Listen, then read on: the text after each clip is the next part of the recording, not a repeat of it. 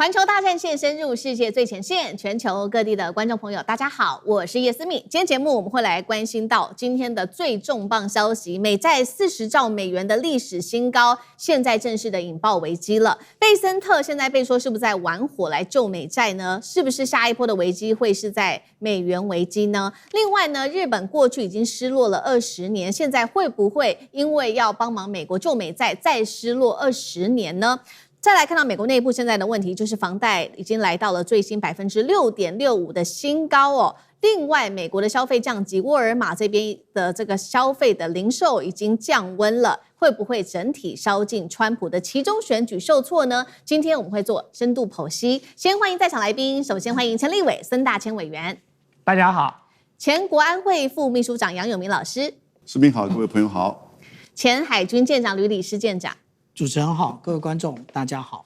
好，觀眾朋友，今天節目開始，記得節目幫我們按讚，並且按下分享。那留言區寫下思敏我在哪一個城市收看，或者寫下熱推。謝謝觀眾朋友，在上個週末有好幾位觀眾朋友加入我們環球大戰線的會員頻道了。那我相信呢，還是有很多的觀眾朋友還沒有加入的，趕快去環球大戰線的這個頻道的主頻 YouTube 的主頻按下加入鍵，就可以成為我們的戰友，在裡面我們可以做更多的互動。好，今天有關於這一場的美債美元危機，我們要來看到是美國的公債正式的突破了40兆。正式的突破了40兆美元大關了，而且現在看到呢，殖利率的部分衝破了5.3%。現在貝森特說他要擴大回購，還被罵是在玩火，會不會演變成下一個來自專家說的美元危機呢？剛剛我們提到的有關於日本的部分，過去在廣場協議之後，日本失落了20年，現在日本會不會為了救美國再失落另外的20年？最後第三個火線話題，我們會看到有關於美國老百姓哦，這一場危機燒到了美國老百姓去了，房貸利率跟沃爾瑪都已經出現了一些問題哦，尤其是房貸現在來到了一個新高數字。川普會不會在這種期中選舉的各種壓力下，現在看到的這些壓力成為他的經濟炸彈呢？今天就這些議題，我們會請來賓來深度剖析。好，來看到的是最新消息哦，美債破了40兆之後呢，包括了7月份單月的這個預算赤字也突破了4000多億美元。這個數字什麼意思？其實已經是5年來最高的單月記錄了，而目前看到的赤字缺口已經來到了1.8兆美元的這個數字。貝森特可急了，現在呢，他也出來放話了，他先說，認為赤字極有可能現在已經見頂了，要大家不要過度的擔心或過度的解讀。他說呢，現在美國政府有想出一些方法來救經濟，這經濟的救法有3個面向來看到。他第一個說呢，首先他們會靠經濟的成長、關稅更多的支出，還有削減政府支出、減稅等等，把美國的債務從泥淖裡面拉出來。另外，他也說了要擴大長天期美債的回購，從20億美元一口氣提高到40億美元來支撐長債的價格，來壓低美債的殖利率，真的有效嗎？我們最新看到，事實上消息就是市場完全不買單。來看到最新美國的公債殖利率有出現，現在是公債的一個拋售潮，所以30年期的國債殖利率已經衝破了5%，一度是接近了5.3%的歷史新高檔。恐怕接下來專家說的就會引爆下一波是美元的信用危機，會不會出現貨幣貶值呢？再來看到幾個專家怎麼做的分析。第一個，我們來看到橋水基金創辦人說，最快有可能在這種赤字問題之下，美債1年內甚至最晚5年內就會立刻引爆債務的危機。再來看到也有人說呢，即使現在美債在川普政府要求國內金融機構購買之下，但是呢，1/4的美債還是海外的買家啊。他說，美國現在在缺乏信用的一個危機之下，恐怕找不到買家，都非常不利美債的一個發展哦。那麼包括了這個匯市的部分，美元我們剛剛說了嘛，恐怕引爆美元的危機，是因為也有一個消息支撐。上個禮拜五，紐約匯市對美元的主要貨幣下跌了0.1%，來到98，已經是3個月來的一個低點了。所以今天節目一開始，先請教委員怎麼看貝森特說的赤字已經見頂了，接下來他有用一些經濟上面的成長、關稅、削減支出要來救美債。注意了，這個30年期的美債殖利率已經衝破了5.3%，是不是如市場所說的，現在貝森特是在玩火呢？進一步會不會從美債引爆美元危機？委員怎麼看？貝森特根本就是在鬼扯哦。那麼當然，你說要鬼扯也不是不行，但是總是要講的稍微專業跟漂亮一點，你才能夠讓市场買單啊。但是現在市場又不笨，貝森特說現在的赤字已經見頂了。各位知道現在赤字缺口，剛才這個思敏告訴大家已經 1.8 兆了，40兆 1.8 兆，照這個持續規模下去的話，大概再過1年就要準備要逼近44兆45兆了哦。那麼這樣快速膨脹這個政府財政赤字的速度哦，這是前所未有的事情哦。那麼你說，當然這個貝森特可以畫一個大餅，他說要經濟成長，美國的經濟成長不會一下變成20%的，所以它的經濟成長再高，也就是多1-2個百分點了哦。你說靠經濟成長就可以把這個債務彌補起來嗎？太難了。關稅收入哦，到現在為止，美國的關稅收進來了多少？到底有沒有實質的幫助？製造業到底有沒有回流？大家都心知肚明啊。就是美國在幹這件對等關稅的事情，是一件完全是竹籃打水一場空的一個行動哦。所以你說靠關稅收入能夠收進多少錢，這又是另外一個問號了。那你還別講削減支出嘞，現在還在打仗了。接下來美國還要去補充它這個所有短缺的這個軍事裝備，那也是一筆錢呢，那不是天上掉下來的啊。所以這些錢難道不要花嗎？所以美國跟中國大陸最大的差別是什麼呢？中國大陸舉債在做基礎建設，改善人民生活；美國舉債是買炸彈去打仗用的哦。所以這是兩個國家為什麼在這幾年的發展過程當中會有這麼大的一個落差的一個最主要的原因。好，現在美債的狀況的確很糟，殖利率一直不斷的往上攀升哦。我們看到的幾個數據都非常的不好。剛才思敏說，這個30年期長天期的這個美債的殖利率飆到了 5.33 以上了，我看到最高到 5.34 哦，現在稍微回檔起來，但是也在 5.25 5.27 左右哦。所以它其實這個殖利率實在太高了。那殖利率高代表什麼？代表第一，美國要跟大家借錢，它要付比較高的利息。那為什麼要付比較高的利息呢？因為大家都不想借錢給美國哦。那大家对美國有債信的危機，覺得你這個債務可能會違約，本來就已經覺得你會違約了，你川普還來補一槍，說我要用美軍來護盤。那這代表什麼？你知道嗎？大家現在最擔心美債的就是川普這一招。川普去年就已經放話咯，說跟美國友好的國家哦，這個30年的公債要不要延長到100年哦？然後利息要不要打個折？這擺明就是明搶了啊！所以當川普講了這個話之後，市場就更恐慌了，想說不得了了，我借你30年期，這個借給你美國這個錢，然後呢，搞不好一瞬之間你就給我來個利息打折。雖然你沒有完全的債務違約，但是這是另外一種形式的債務違約了呀。所以因此30年期的公債在攀升就算了，10年期公債也在攀升。前2天我看到的數字是殖利率到了 4.7， 大家預估到今年底要破5各位，10年期的美元的這個公債的殖利率要到破5了，然後這是一個多麼令人驚訝的事情。過去10年期的殖利率不會這麼高，為什麼？因為10年期算是短天期的，雖然不是1年2年，可是相對來說比較短。就是美國跟你借錢借10年，這10年它總不至於有什麼太大的變動吧，所以它不用付你太高的利息啊。可是現在連10年的這個美國的公債利率都要到5%了，這是一個很嚴重的問題啊。關鍵在哪裡？債信問題嘛。大家就是怕你耍賴，怕你債務違約。然後第二個關鍵問題是什麼呢？供需失衡啊！就美國現在還要借錢，缺口還有 1.8 兆，可是市場上大家都不買單，然後市場上所有的美金都被各式各樣的這個大型的 IPO 的資金給吸走了。所以在市場上，如果你有錢，你究竟是要買美債去賭美國會不會倒閉，還是你乾脆去買 Anthropic 或者是 SpaceX 的股票比較划算呢？所以在這種供需強烈失衡的情況之下，日本又在倒美債，英國在賣美債，中國大陸也在避險賣美債，大家都在賣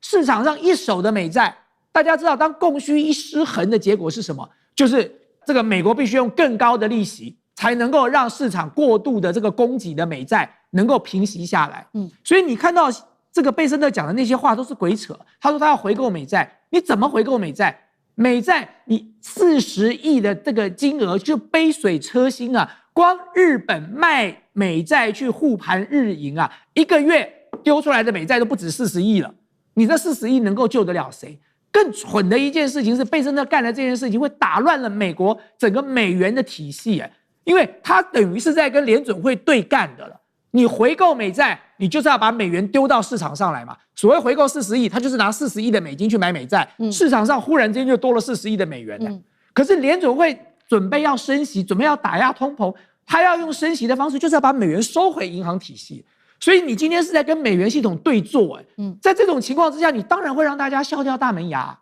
好，那如果說我們看到貝森特他現在做的這個回購是一個杯水車薪，那是不是美國會不會找日本來幫忙呢？也就是說，這個穩住日元來避免美債持續的被日本給拋售下去。重點是這一次日本會再次成為美國的犧牲品嗎？因為我們知道先前的廣場協議，日本已經因此因為這個日元的升值，最後付出了失落20年的代價。難道日本可能再次的付出代價，再次失落另外一個20年嗎？那楊老師又怎麼看？當初廣場協議的時候，其實是美國認為美日之間的貿易逆差太大，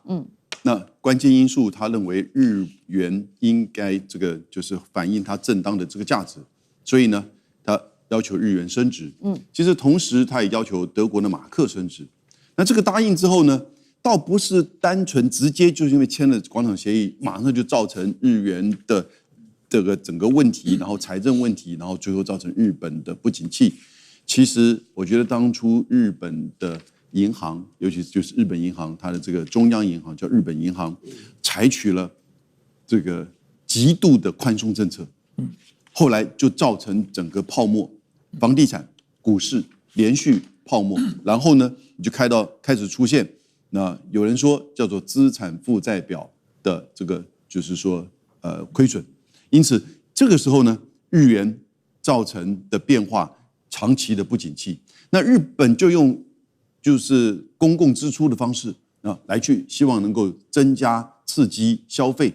甚至通膨。那可是你就现在看到日元現在面臨到的這個貶值，關鍵的因素其實是它跟美元之間的利率差別，我們叫 carry trade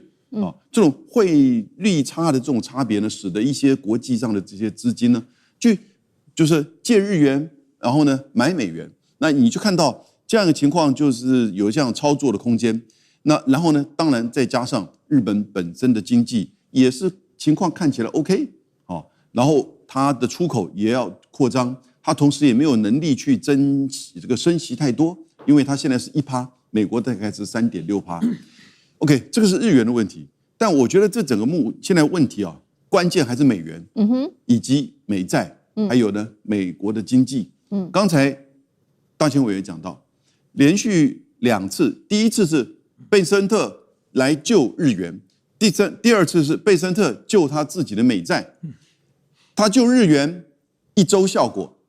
他救美債40億救美債1天效果，馬上就回來。今天日元比美元是多少？159。他那個時候是160，掉到了155，然後呢1周效果就回到了158、59，現在一直在停留在這個情況。然後呢，為什麼美國要去救日元？因為他怕日本賣美債。日本現在擁有1.14兆的美債。那過去3個月，他賣了1000億美債，貝森特曾經還罵他過。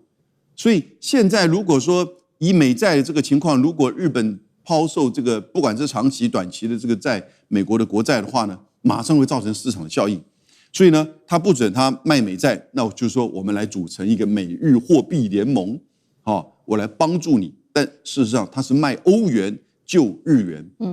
貝森特真的是我覺得我現在有點懷疑他當初這個就是說市場操守的這個能力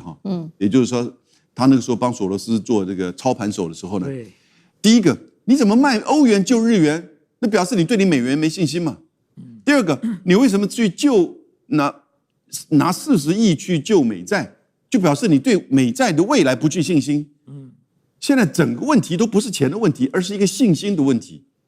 大家現在對美元的整個債務結構是沒有信心，因為你現在極度的膨脹你的國債，然後呢，你自己又極度膨脹你的赤字預算，這幾年之內你造成美債突破40兆，所以呢，這個時候你不准日本賣國債、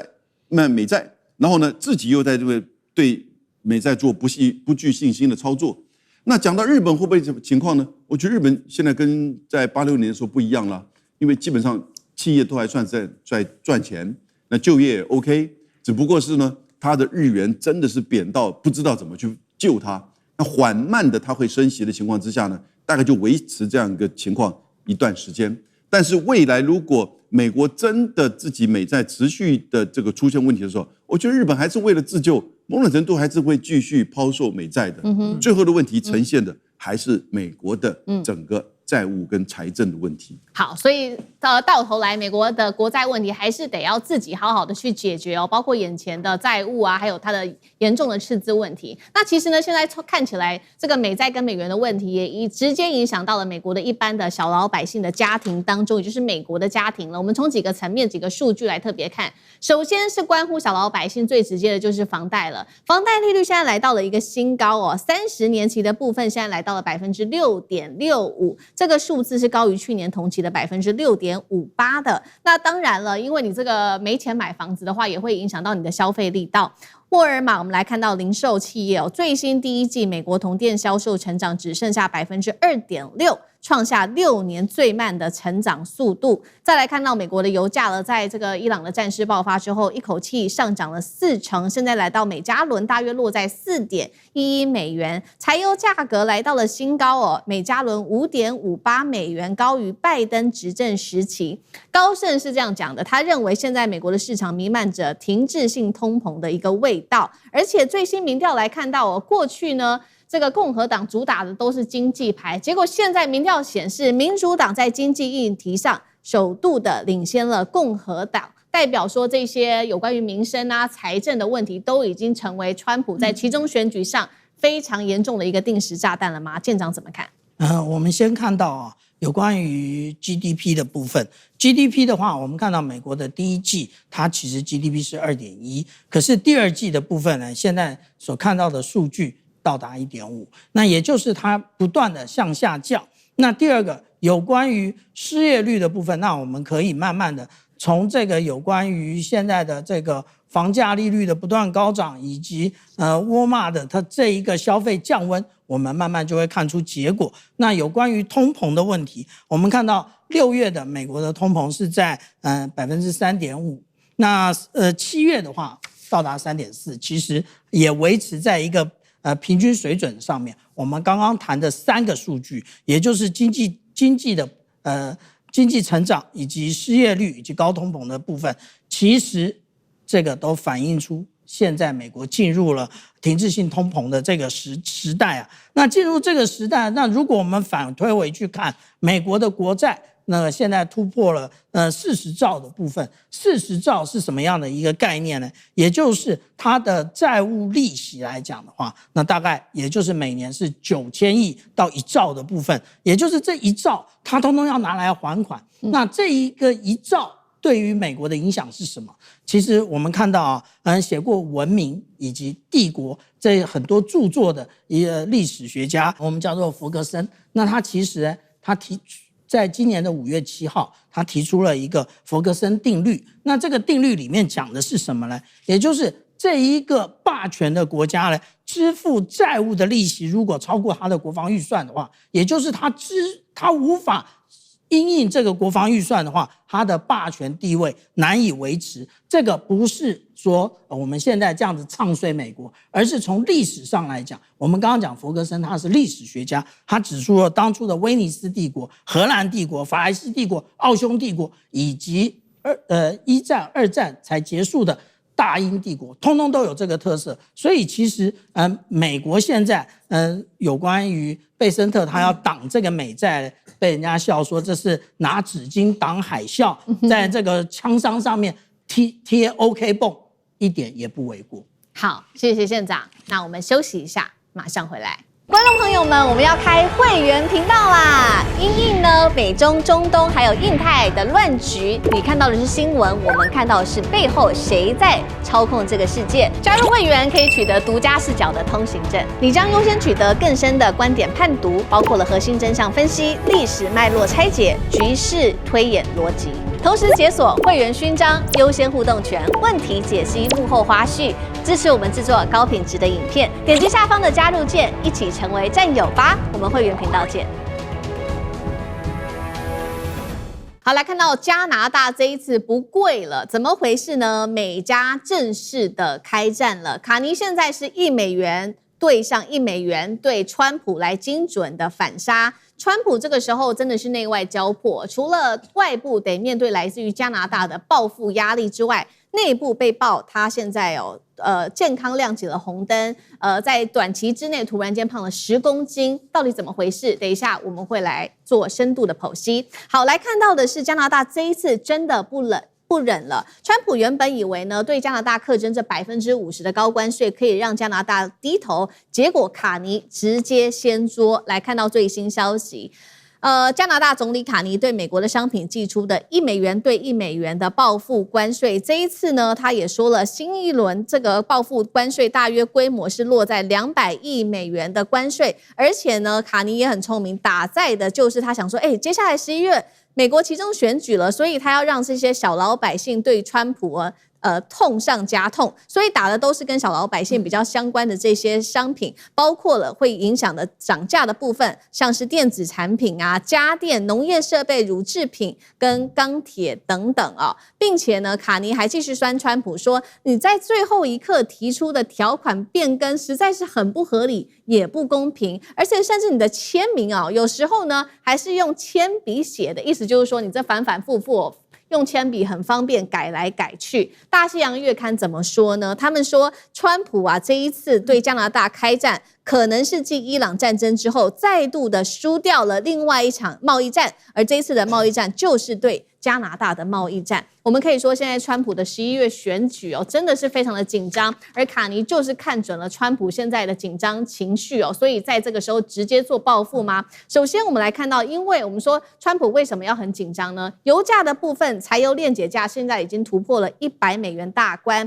國債的部分現在已經超過了40兆美元，長天期的公債殖利率直接破了5%大關，家庭的房貸利率甚至在6.6%到6.8%之間，各項民生通膨都讓川普壓力非常大，更不要說現在加拿大又再次的對美國來開戰，而且呢，我們來看到加拿大現在還有一個是美國所沒有的一個優勢，也就是卡尼掌握的是一個川普沒有的牌，也就是加拿大現在內部可以說是高度的團結，大家人民都是高度的支持卡尼的。現在最新民調出來了，超過75%的加拿大人支持卡尼對川普的強硬態度，甚至是連各省的省長也普遍支持要對美國來強硬的反制。再來看到魁北克了，過去一直說要鬧獨立現在魁北克的民調有關於支持獨立的民調只剩下30%了。魁北克黨直接說了，現在呢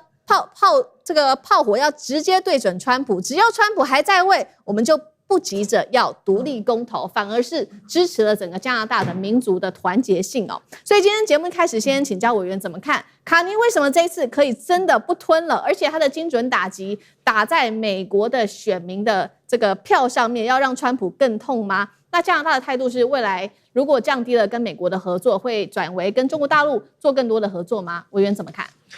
對，卡尼不愧是一個這個相對來說比較有經驗，然後素質也比較高的這個政治領導人就是相較於你現在看到的歐洲的這些智商都有問題的領導人來說，卡尼算是一個這個有謀有守的一個這個領導人，所以你看他在處理對美關係跟川普之間來進行對話的時候，他該軟該禮貌的時候他都做到了可是該強硬的時候，他完全沒有退讓那麼這當然就跟卡尼長期以來在這個擔任這個公職期間的經驗有關那麼我覺得卡尼早就已經看清楚幾個重要的關鍵因素了。就第一，當他在國際上呼籲要成立所謂的中等國家聯盟的時候，他就已經知道美國不是一個可靠的盟友了所以呢，中等國家必須要團結在一起。那既然卡尼都已經出來喊了中等国家聯盟了，你在面對美國的這一戰，如果你就率先舉白旗投降的話，哪一個中等國家願意跟你站在一起呢？所以卡尼可以做第一個，代表的是其他的中等國家可以做第二個、第三個、第四個。卡尼防線守不守得住，大家現在都在看他能不能夠堅持下去。然后第二個，我覺得卡尼其實也看破了川普的手腳嘛。川普現在面臨最大的問題是什麼？面臨最大的問題是他的期中選舉。各位，川普的期中選舉如果眾議院跟參議院都敗，川普馬上會面臨什麼事情呢？眾議院馬上就會對他提彈劾案咯。就是他可以彈劾的內容有太多了，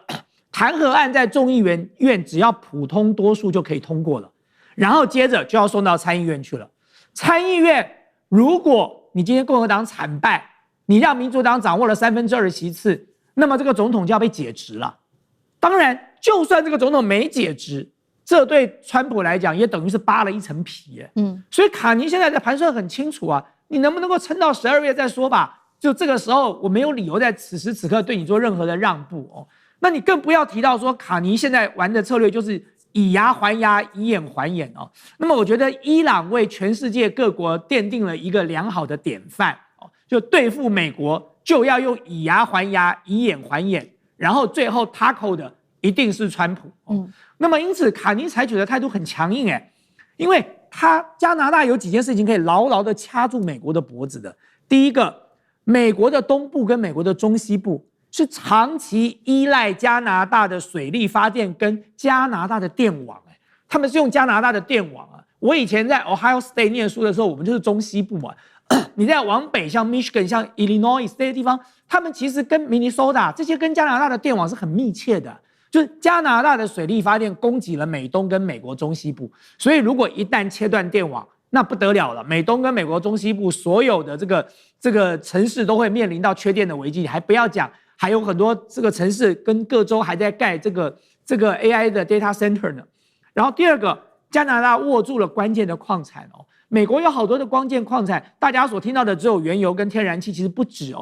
美國有很多關鍵的礦產都是靠加拿大進口的，比如說鈾、鎳、鋰、鈷，還有鉀。光是鉀沒有鉀不要做鉀肥了，不要做鉀肥，美國中西部的農民就完蛋了。那麼如果我在這些上面都加上關稅的話，這些中西部的農民的這個成本就要大幅提高了。然後第三，卡尼可以重擊矽谷的科技業，因為本來加拿大就曾經討論過要針對美國矽谷要課一個叫做數位服務稅當時是暫停下來了。可是這個東西只要重新恢復，馬上這個矽谷的這些科技巨頭在加拿大提供服務的時候，他都要交稅給加拿大政府。那再加上最後，他還可以限制美國的企業參與這個加拿大的大型的基礎建設的工程，或者是參與他的國防採購的標案，這些東西都是這個卡尼的工具箱裡頭的工具，他有好多工具在那裡等着來用所以我覺得其實這個美國跟加拿大的這一波的这個關稅衝突川普要能夠達到他的目的恐怕很難那麼卡尼恐怕也經過了長期的精算跟布局了，他現在就是按照他原本的劇本嘛，按照這樣的步驟一步一步的來出招了。好，所以我們現在看到說卡尼他是精準打擊等於說一招就可以直接斷掉了對於美國包括了電力礦產跟它的電子跟農產設備，對於川普來說很緊張的就是他的選民，因為包括農民跟科技業者都是他非常非常重要的選民他的選票。楊老師又怎麼看同一個問題？對於接下來這個期中選舉會有很重大的影響嗎？會。卡尼現在採取的是9月8號開始 ，dollar to dollar。也就是說，你課我1美元，我就反課你1美元，沒有錯。加拿大出口75%到美國去，這表示什麼？表示美國對於加拿大的需求很高。雖然整體美國從加拿大的進口佔美國的這個進口可能只有1%，可是這個算盤不能這樣子看，你要看哪一些項目，以及它會影響到的是2個月之內，9月8號到11月3號是什麼日子？美國的期中選舉，它會不會讓美國的選民明顯的感受到這種經濟的衝擊？有可能呢。因為你如果照川普的現在的做法，也就是要對加拿大實施200億美元課50%的關稅。如果照這樣子的進行的話，那馬上的反課會造成類似像是加拿大跟美國在哪些產業，比如說農產品、鋼鐵、乳製品、家電，還有一些供應鏈上面的這個中間產品，都會造成出口到美國的這個商品，然後呢，這個價格增高。它已經課了關稅，同時美國的商品到加拿大價格也會增高。所以呢，你就變成是現在加拿大自己因為這個事情民族主義起來，對，而且抗拒買美國東西，的這個氛圍也起來，甚至連魁北克的獨立的這個氛圍都減少了，因為要團結加拿大，對，所以呢，這樣子造成什麼？美國必須要買加拿大的商品，這些鋁製品、鋼鐵品，然後甚至汽車的這些零組件，那你就要付高關稅，然後呢，你美國賣到加拿大的商品，因為算同樣的備課稅，你賣的少，為什麼？人家不買你了。這樣的一個情況，2個月之內會不會對美國的期中選舉造成了衝擊？我覺得是有可能的，因為現在美國的期中選舉，我們拿尤其大家比較少講的參議院來看哈，100席當中，共和黨53席，民主黨47席，但這次改選只有35席，因為它是1/3才也需要改選。那這35席裡面很特別的是，共和黨擁有多少？23席，民主黨12席。你只要變4席，雖然看起來不容易啊，因為參議院是一個州只有2席嘛，哈，通常是很不容易這個做改變的。但是在現在這個氛圍，你如果讓民眾經濟體感那種變得很差的時候，再加上不要忘記我們剛剛前面講的什麼美債的問題，然後呢，伊朗戰爭，你要現在開始這2天要提出所謂史上最大制裁，那還得了？如果真的搞下去的話，美國的通膨、油價，通通都來，所以這些東西現在再加上加拿大的這個反制，我覺得這2個月之內，搞不好你像是最近在談的 Texas、Iowa， 然後呢 Ohio 的參議院，我不是講眾議員哦，對，我講參議院，搞不好都會輸的可能性都存在。所以我的預測9月8號之前，白宮一定會再出招。這2天。那個川普內閣的交通部長又出來罵加拿大，罵卡尼哦，但我覺得那可能是最後的罵，他會知道說這個對他選情的影響，對，所以呢，他可能會再出招說，那我們再來談一談好不好？你不要9月8號，你10月3號之後再處理好了，有沒有這個可能性？我猜是有的。好，所以我們現在看到川普可以說這個是面臨內外交迫。我們剛剛說嘛，對外的話主要就是面臨來自於加拿大在這個政治上面，他直接做出了一個報復性的反制。那我們也來看到，其實呢，對內現在川普的健康是不是亮起紅燈，打一個問號？原因是因為有一些科學的數字，佐證哦，尤其是白宮的健康檢查這邊最新顯示說，川普3年來增胖了23磅，達到10公斤左右 ，BMI 現在來到了29.7哦，這數字非常的高，在醫療上的話，其實就是這個肥胖的門檻了。再來就是有一個引發爭議的話題，媒體報道，川普曾經跟禮來合作，協助一名當時79歲的神秘患者加速取得尚未核准的這個新型減重藥，懷疑這一名患者就是川普。當然，白宮現在已經出面否認了，但是已經造成了非常高的一個討論度。那觀眾朋友還記得嗎？我們先前也討論過另外一個事情，就是有一次媒體拍到了川普的西裝下擺有一個出現明顯的方形塊狀的凸起物，大家說那個就是成人紙尿布。種種的跡象看起來，是不是川普的健康狀況出了問題？同樣的這些問題會不會影響他在政治上面，或者是他的政治決策？那艦長怎麼看？如果我們看到川普現在的以他現在的身高190公分、108公斤來講的話，他對於過重，也就是肥胖的部分呢，只差1.6磅，也就是0.7公斤的部分啊。但是呢，川普也不怨天不由人，為什麼？因為他當初是怎麼樣笑這個他的前任拜登總統的，現在人家就怎麼笑他。他當初笑這個拜登總統，他叫他瞌睡橋啊，說他開會開到一半都在睡覺。所以為什麼人家盯着那個川普的這個體重的問題呢？對，那也不意外。那但是我們這樣子講到說，有關於這一個身高體重真的是造成這一個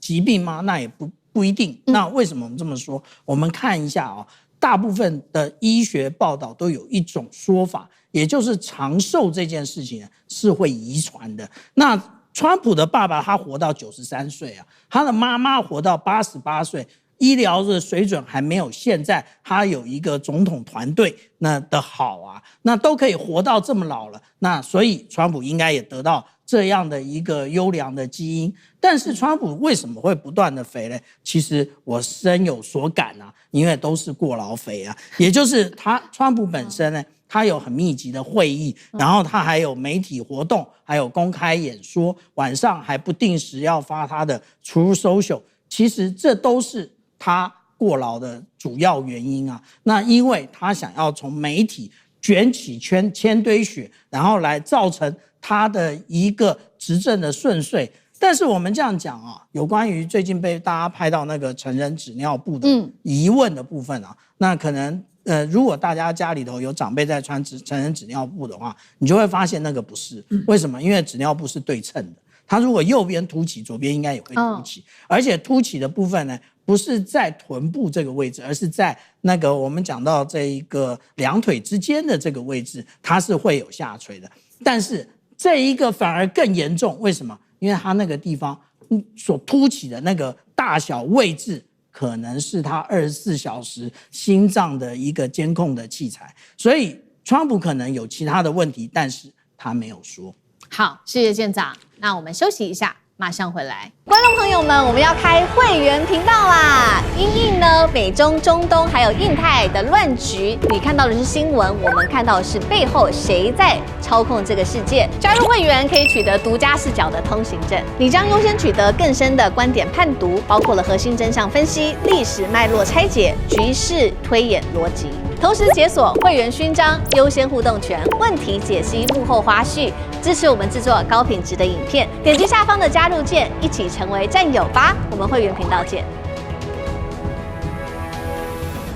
關於美伊戰事，趕快帶觀眾朋友來看到的是，伊朗的駭客現在殺進了美國的本土了。這當中非常重要要注意到，就是關鍵的水廠都已經中招了，而且是電廠都直接遭害哦。美軍現在講說，林肯號的真話還被大清洗，連言論自由都沒有了嗎？今天我們會做深度的剖析。好，這一回伊朗的新招，趕快來看到的是，戰場從波斯灣地區已經直接打進了關鍵基礎設施。首先看到的就是英國了，英國的電廠還有包括呢，再次的打進了美國的供水系統當中。我們來看到，這是來自於媒體的最新報道，英國一座天然氣尖峰的電廠遭到伊朗的駭客入侵，這不得了了，一入侵整整癱瘓，達到了4天的時間。關鍵是伊朗這一次入侵的還不是一般的什麼辦公室電腦，而是 PLC 工業控制系統。這是什麼意思呢？簡單來說，它就是直接擾亂了這些最核心的基礎設備，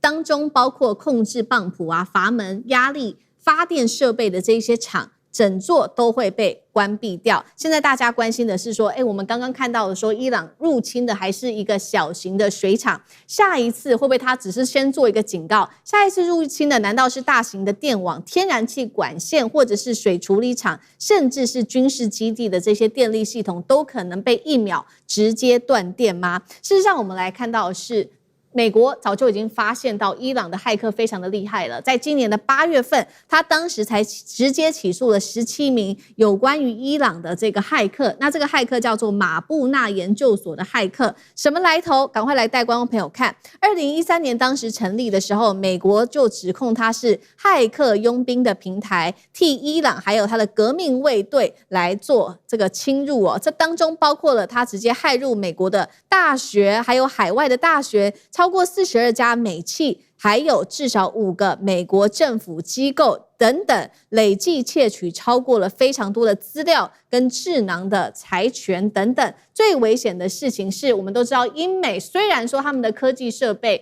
各種看起來非常的先進，但是畢竟都老舊了。專家是這樣認為的，說其實不管是英國或者是美國，他們的這些基礎設備都很容易被伊朗給駭入的。事實上，美國早就已經中招了，在今年7月份，至少12個州陸續通報，包括他們的水廠跟污水處理系統遭到網絡的攻擊。專家認為，這是美方的官員說的，可能就是來自於伊朗駭客的入侵了。川普可能是為了這個好面子，他說：“我不認為是伊朗所入侵的。”是明尼蘇達州的政府自己無能，才會造成這一些駭客的現象。所以今天節目一開始，先請教委員怎麼看呢？首先，伊朗駭入的是英國的這個這個電廠停擺的時間達到4天，美國司法部還起訴了17名伊朗的駭客等等，到底他們是什麼來頭？那現在只是這種小型的電廠而已，會不會伊朗先給他們做一個警告，下一波可能就是更大攻勢的攻擊？委員怎麼看？是，我想這個伊朗的網絡部隊一直在國際上都富有盛名哦，那麼他們的這個技術都相當的這個高超，那麼可以跟伊朗媲美的大概就是俄羅斯啦、北韓哦，他們的網絡部隊都有一定的實力。那麼伊朗最主要的幾個組織呢，我們剛才聽到思明講到的，第一個就是馬布納研究所。馬布納研究所做的倒不是破壞，他做的是偷竊哦，就是馬布納研究所是從2013年有2位伊朗人在德黑蘭所成立的哦，他後來就代表伊朗政府跟革命衛隊成為最重要的，就是執行國家級的網攻的這個單位了。它是國家級網攻的這個單位哦。然後呢，他在过去這些年來，大部分在做的事情都是在這個利用他們很高超的這個駭客的技術哦，進入各個學術機構啦、研究單位哦，取得最先進的相關的研究資訊的報告結果，這些智慧財產權的內容哦。那麼美國曾經透過一個計劃哦，叫做正義獎勵計劃，當時懸賞多少錢呢？懸賞高達美金1000萬，去懸賞抓這些人。對，那麼這是馬布納研究所，所以在過去這段時間，他們其實從全世界各地取得了相當多的各式各樣的智慧財產權的資訊。那另外一個呢，就是我們剛才要再講到的，叫做 Cyber Avengers。那個所謂的 Cyber Avengers，Avenger 就是復仇者嘛，就是在網絡復仇者。那當然，它就是一個這個革命衛隊的標準的進行攻擊的駭客組織了。那麼他們當時成立的時候，是為了要針對以色列、針對美國的這些基礎的關鍵設施開始進行網絡攻擊。那為什麼會對基礎設施進行網絡攻擊呢？我幫大家簡單講一下，就是如果你今天呢是 Google 你今天是國防部，不好意思，那你的防火牆很夠力。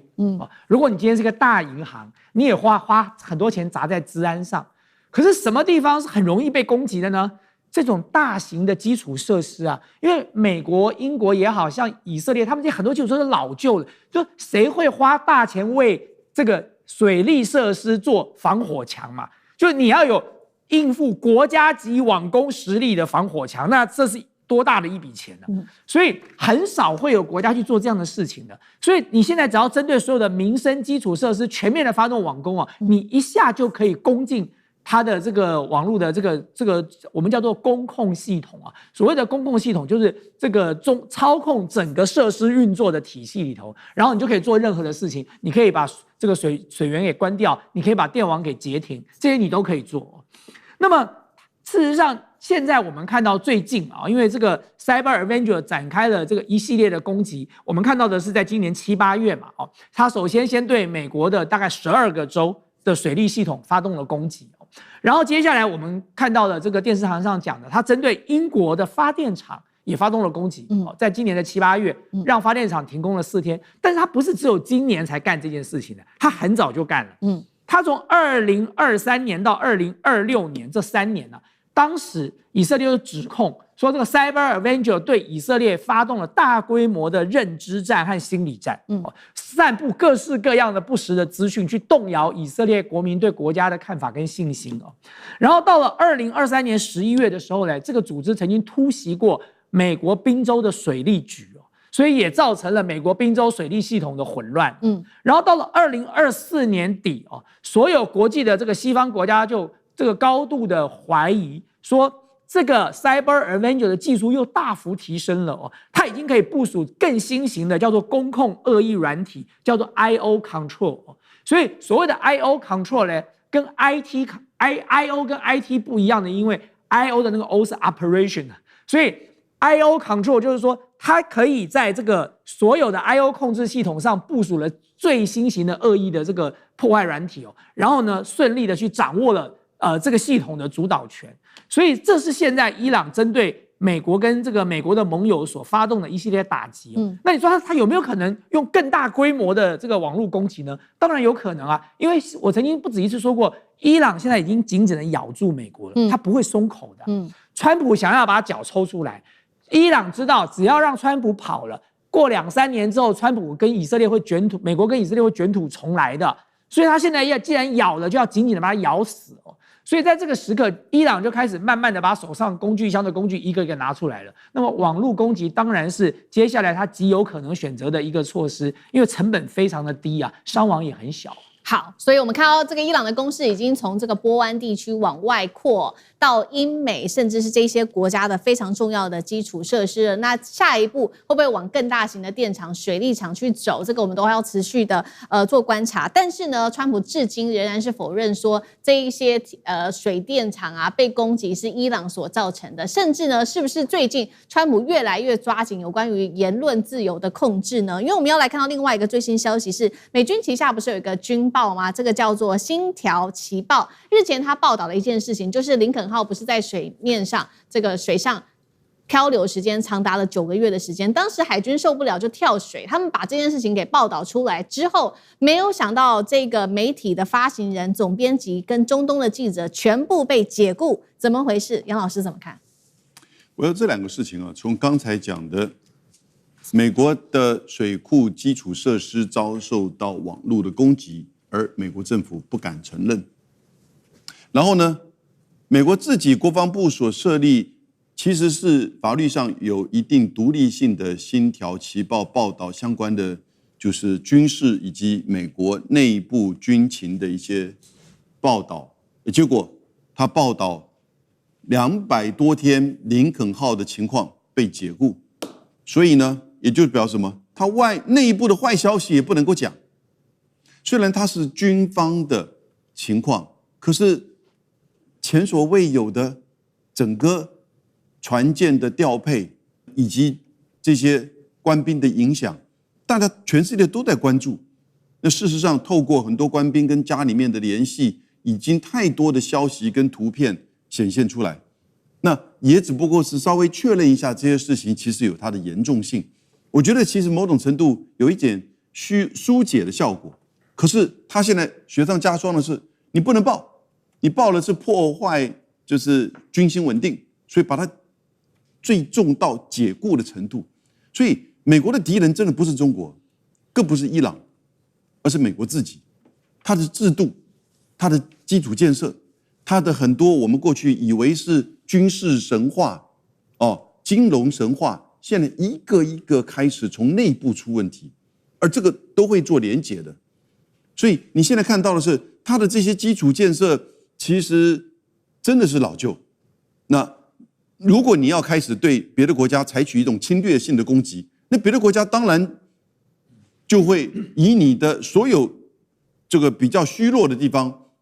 做反擊，而且你炸死人家3000多人，我們還不講加沙以色列造成的7萬多人，數萬人受傷，2萬多個據點民間的軍事的被你轟炸，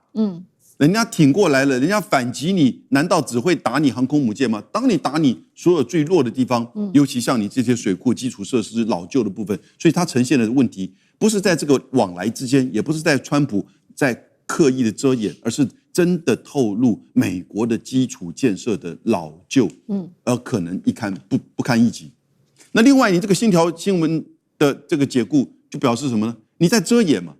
那遮掩美國內部的機制哈，我們以前認為這個 establishment 這個機制，它有自我調控、自我修正，然後呢自我反省、自我往前走的這種機制的存在。可是呢，現在被壓下來不准。那這個時候呢，它就會不斷的累積這些問題。那我們剛剛前面講到的金融也是一樣的情況。那現在在軍事基礎建設也在累積它內部的問題。所以美國的最大的挑戰，真的是在美國自己。好，那我們现在看到，那美國另外一方面面對於伊朗的各種攻勢，他們在軍事上面的反擊，現在看起來無效嘛？那川普最新是說，他要做經濟上所謂的諾曼底經濟戰的這個最新對於伊朗的制裁，但是呢，也有專家特別點出，直接說，你今天要做到這種大規模的所謂叫做D-Day的這個制裁，重點是中國大陸要配合啊，但是中國大陸已經表明了他不配合。智庫是這樣說的，現在呢，就是因為這個中國大陸一直持續不斷的跟伊朗買石油，才會讓川普沒有辦法在這個經濟上面對伊朗下太大的手。問題來了。這個川普敢不敢為了掐住伊朗的石油，直接對中國大型銀行或者是石油企業下重手？現在大家也畫一個問號，甚至很多專家認為是川普是不敢惹中國的。那更諷刺的是呢，我們來看到的是伊朗總統最新聲明，他說呢，其實啊，伊朗本來是有意要跟美國談的耶。當時的已故最高領袖哈米尼生前曾經說要跟美國來好好的談判，來減少雙方的敵對關係。沒有想到當時的川普一意孤行，硬要跟納坦雅胡一起對伊朗發動這個斬首戰，才會到現在看到伊朗的政權不但沒有被拖垮就算了，現在革命衛隊啊，這個權力跟勢力變得越來越大了，是不是川普自己害了自己？兩個問題，呂艦長怎麼看？我們來看啊，中國大陸其實它不是配不配合的這個問題啊，而是中國大陸選擇自己的路，也就是你美國對於中國大陸進行各種的制裁，那同樣的，中國大陸就對美國對等制裁，而且中國大陸現在的工具箱一打開，什麼怪工具都有，所以呢，美國其實是無法招架的。那至於說石油的部分呢，以前我們來講，石油其實是所謂的賣家市場，也就是 OPEC 想定價定多少，要賣你賣多少錢，對不起，你必須要接受啊。那但是呢，他這一個問題呢，他如果遇到這種小國的話，那 OK。可是他現在遇到的是一個大國，中國大陸。他遇到中國大陸的時候，當中國大陸他用了其他的方法，例如說，我們講到最近，他進行了第一個國家儲備的部分，他這個國家儲備進行調控的時候，不是 OPEC 能夠決定的，那也就是OPEC 已經沒有辦法維持這個賣家市場，而變成買家市場，也就是石油對於中國大陸來講，就是定價權在中國自己的手上。這是第一個，我們剛剛講石油儲備的部分。第二個問題呢，也就是出口管制，也就是他煉完油之後呢，他從今年的3月，他已經看到了這個美國在伊朗的戰爭，實際上來講會拖垮全世界，所以他已經禁止燃油的輸出。那禁止這種輸出，其實影響的就像菲律賓這種國家。那但是呢，對於自己來講影響到不大。第三個，抑制國內的需求。如果我們看到中國大陸的各種影片，你看看它的車牌，如果全是藍色的，那個就是燃油車。你如果看到一個漸層綠色的，那一個也就是新能源車。那中國大陸不斷的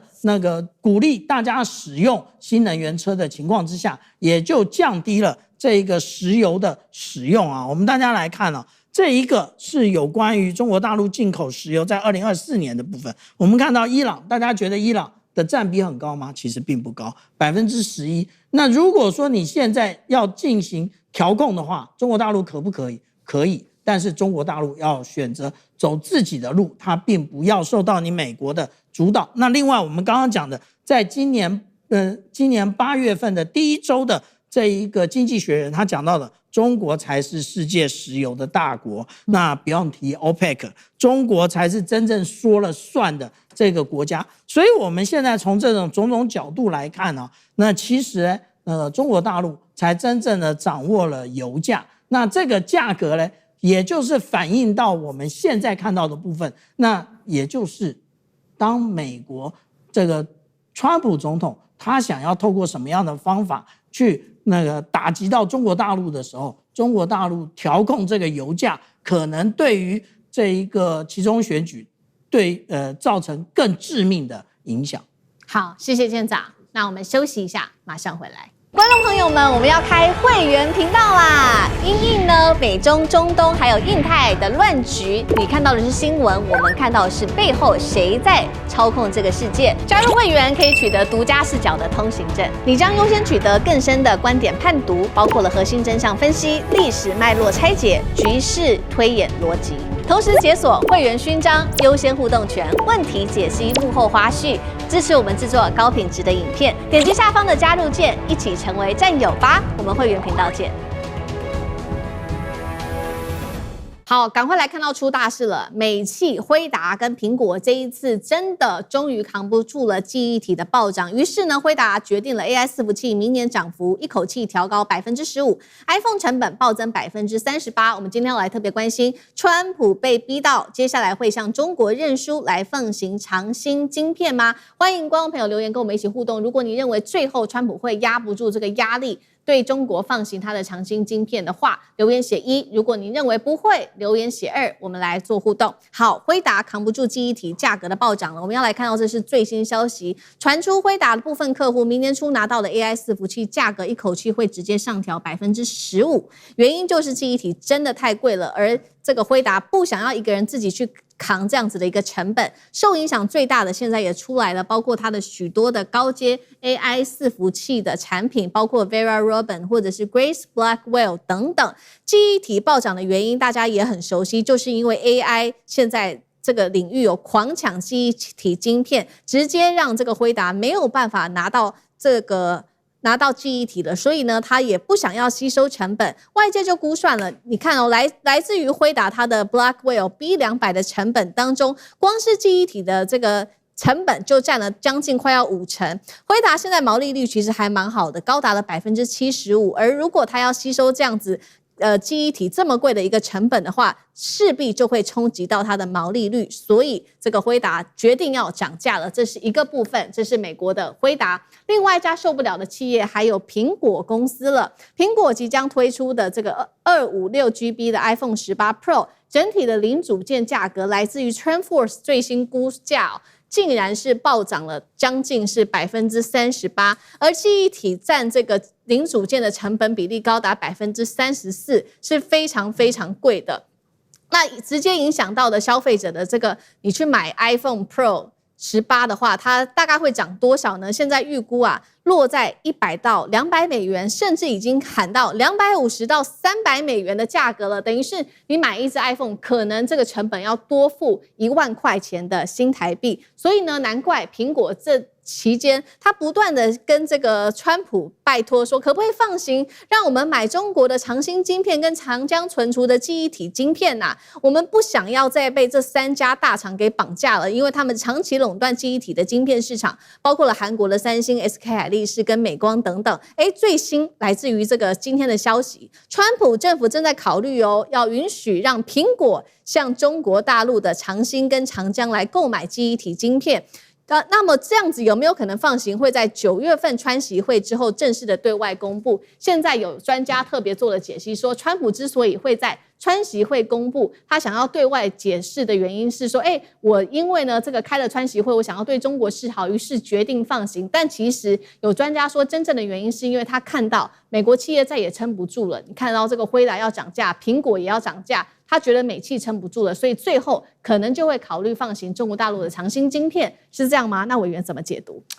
對，我先幫大家做一個簡單的科普就是我們現在看到的這個運算中心裡頭，其實堆的就是所謂的 AI 伺服器。可是各位知道，所謂的運算中心裡頭的這些 AI 伺服器，不是只有 GPU 晶片的，只是說 GPU 晶片它擔負起了 AI 運算的這個重責大任。但是事實上，這樣的一個伺服器裡頭，它同樣也有配備像 CPU 做核心的處理，做高端的邏輯分析。當然，它還需要大量的記憶體。為什麼呢？因為你在運作 AI 的時候，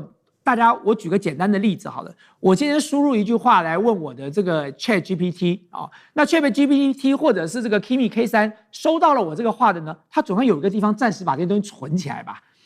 這個就叫做運行內存啊，這個存不會永遠的存，任務結束了之後就沒有了。可是它要有一個地方去做這個運行內存，它才能夠把我的這個輸入的這些指令也好，輸入的內容也好，去作為它接下來去執行任務的這個一個重要的依據。那你更不要講說你在訓練大模型的時候，你要投入大量的資料讓它來讀，讓它來訓練，調整它的參數，這些都需要運行上的內存空間。這個是什麼？這是 HBM。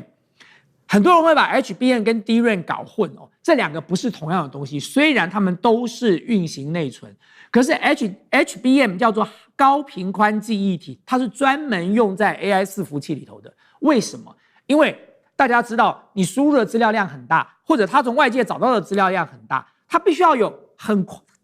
足夠的這個儲存的空間，更重要的是它需要有快速的傳遞資訊的速度。所以這叫做高頻寬記憶體，就是你這個高速公路呢，最好是10線道，你不可以2線道。你2線道車子全部都塞在這裡頭了。所以這種高頻寬記憶體的生產方式跟DRAM不一樣。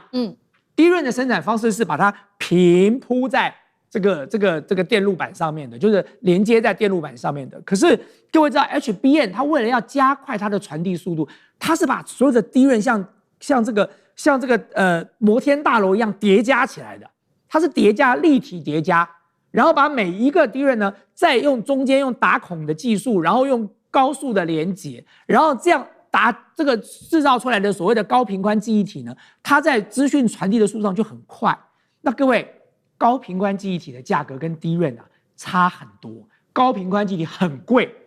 所以如果你今天是生產 DRAM 的廠商，你現在看到的美光啦，看到的這個 Samsung 啦，看到 SK 海力士，你會做什麼？你當然把生產線全部拿去生產那個最貴的產品啊！我 HBM 可以賺這麼多錢，我幹嘛去做 DRAM 去給手機、給蘋果用呢？所以全世界後來的記憶體的這個短缺，最大的關鍵就在這裡，大家都一窩蜂的去做 HBM 了，所以手機的記憶體 DRAM 沒人做了。那在這個情況之下，這就是為什麼蘋果要跳起來的原因。但是問題是，你說這個 HBM 大家都一窩蜂去做就夠了嗎？還不夠，因為全世界各國大家拼命在蓋這個運算中心，運算中心目前是需求非常的強，算力需要很高，所以呢，當大家在蓋的過程當中呢，你 HBM 能夠制造的廠又很有限，所以才會導致到高頻寬記憶體的價格一直不斷的上升。那對輝達，黃仁勳是一個最會做生意的人，他要保持他的 margin 在75%，我看完了之後我都傻眼了。我們自己的公司 margin 能夠到20%，我就覺得不錯了。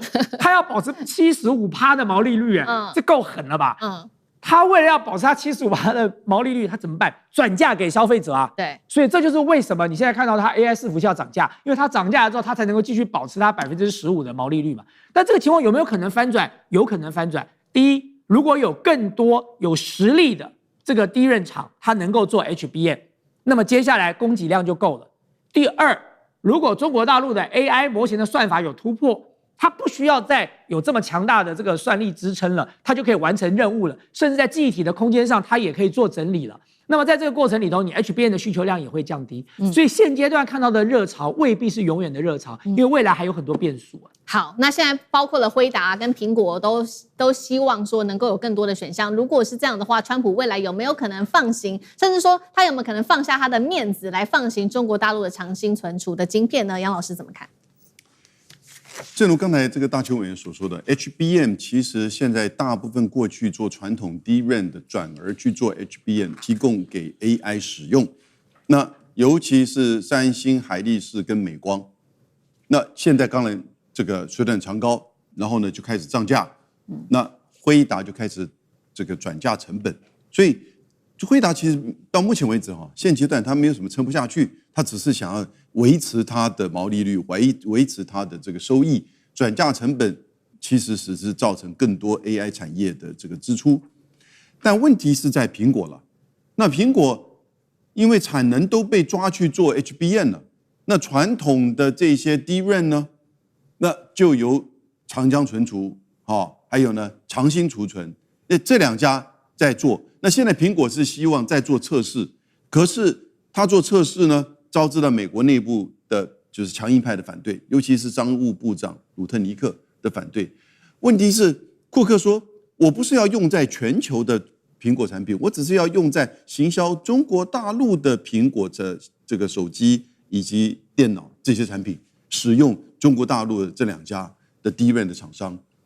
那他只是在做測試，可是美國這邊單方面的認為說，這個是你目前的做法，你將來可能會擴散呢。因為你成本降了，你就會降了之後呢，你會發覺中國價格跟這個全球的價格之間的這個差別會更加的明顯呢。那更加的明顯的情況之下，你蘋果遭受到更大的壓力。那如果短時間沒有能夠有足夠的 DRAM 的提供的話，你將來一定會由中國大陸的廠商繼續的擴大你全球的商品的這個提供，所以我覺得蘋果現在面臨到很大的問題。可是呢，這個問題其實是美國川普政府自己要決定，你要讓蘋果失去中國市場，還是說讓蘋果整個它的利潤受影響，還是說呢要讓蘋果能夠使用這兩家中國大陸的DRAM廠商在中國的市場。好，所以看到其實美國現在政府自己也很沒有自信哦，怕這個蘋果一旦用了中國大陸的晶片 ，CP 值太高會回不去。那到底會不會放行？這個是一個川普的考驗。那艦長又怎麼看？以前我們在買桌上型的電腦或者是買筆電的時候，我們大家問的是有關於 CPU 的部分，可是現在都不是，現在問的是 DRAM。為什麼？因為 DRAM 才是真正貴的部分。那另外還有現在大家的這個手機或者是這一個攝錄裝置，同樣問的也是 DRAM 的問題。那 DRAM 的問題到底漲得多麼嚴重呢？我們先看到有關於SK 海力士來講，那它的其實它在第一季以及第二季呢，它所賺的錢跟美光差不多。那也就是說，那如果是這樣的話，因為 DRAM 是大家一起漲，不會說是只有你美光漲，這個長興存儲不漲嘛。那當大家一起漲的時候，那就開始雨露均沾。那如果透過 SK 海力士的這一個會長來講的話，也就代表他講的是2027年會比2026年還瘋狂，而且會一路瘋到2030年。